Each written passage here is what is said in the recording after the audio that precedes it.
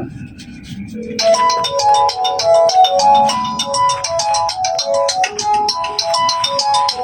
মা মাইকল দিছে। আসসালামু আলাইকুম।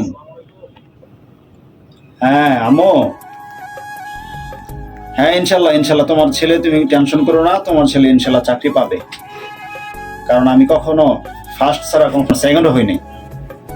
জি জি ইনশাল্লাহ মা, দোয়া করো হ্যাঁ, যাতে আমি চাকরিটা পাই। ইনশাল্লাহ হবে। আসসালামু আলাইকুম। আসসালামু আলাইকুম স্যার।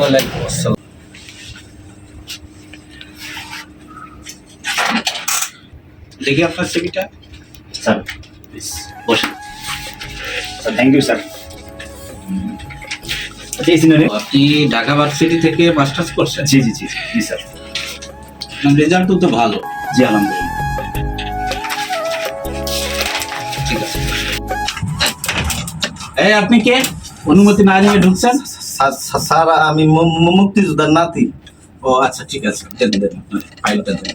বসেন। এই আপনি ওখানে বসেন।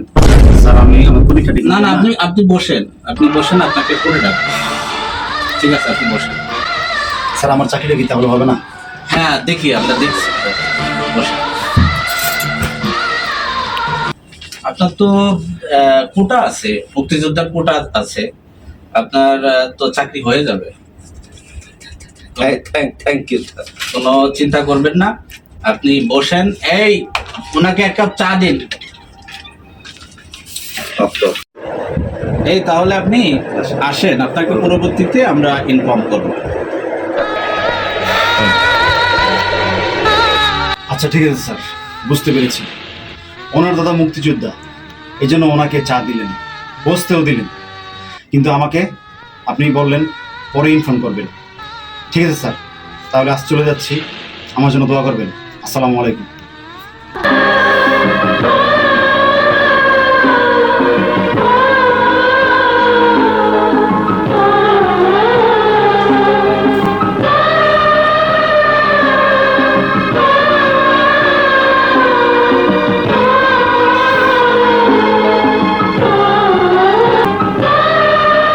এইভাবে দেশের লাখো লাখো মেধাবী ছাত্রের স্বপ্নভঙ্গ হচ্ছে কোঠার জন্য, মুক্তিযোদ্ধা নামের কোঠার জন্য।